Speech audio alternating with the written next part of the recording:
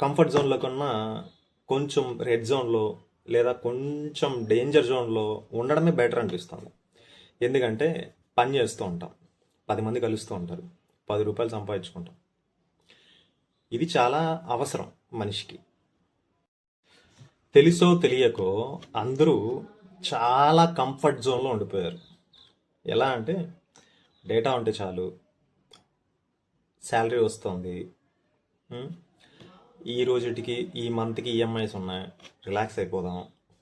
So ఈ విధంగా. కానీ ఎప్పుడు రిలాక్స్ అవ్వనిది ఒకటి ఉంది. అదేంటంటే నీ బ్రెయిన్, అలానే నీ హార్ట్. అవి ఎప్పుడు కొట్టుకుంటూనే ఉంటాయి, పని చేస్తూనే ఉంటాయి.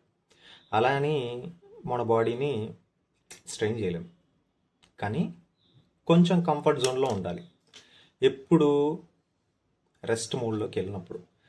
కానీ మన లైఫ్ ఎప్పుడు కంఫర్ట్ జోన్లో ఉండకూడదు. సో కంఫర్ట్ జోన్లో కంటే రెడ్ జోన్లోకి వెళ్ళిపోమని, డేంజర్ జోన్లోకి వెళ్ళిపోమని నేను చెప్పట్లా. ఎప్పుడైతే ఫర్ ఎగ్జాంపుల్ నా సిచ్యువేషనే చెప్తాను. నాకు ఇయర్లీ టార్గెట్ ఒకటి ఉంది. అదేంటంటే ఇన్సూరెన్స్వి చేస్తున్నా, ఇయర్లీ టార్గెట్స్ ఉన్నాయి. సో అదొకటి వచ్చాక నేను ఏం చేస్తానంటే పని ఎక్కువ చేయడం స్టార్ట్ చేశా.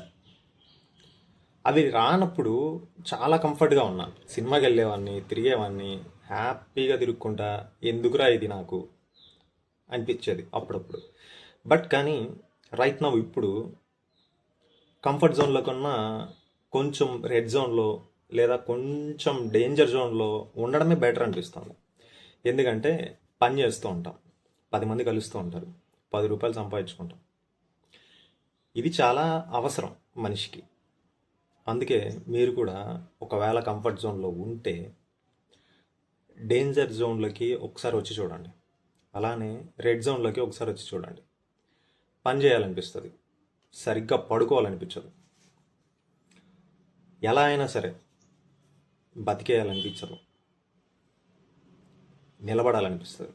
కాబట్టి ఖచ్చితంగా డేంజర్ జోన్లోకి అప్పుడప్పుడు కాదు, ప్రతిరోజు నువ్వు డేంజర్లో జోన్లోనే ఉన్నావు అని ఊహించుకొని ఈ రోజుని స్టార్ట్ చేయండి.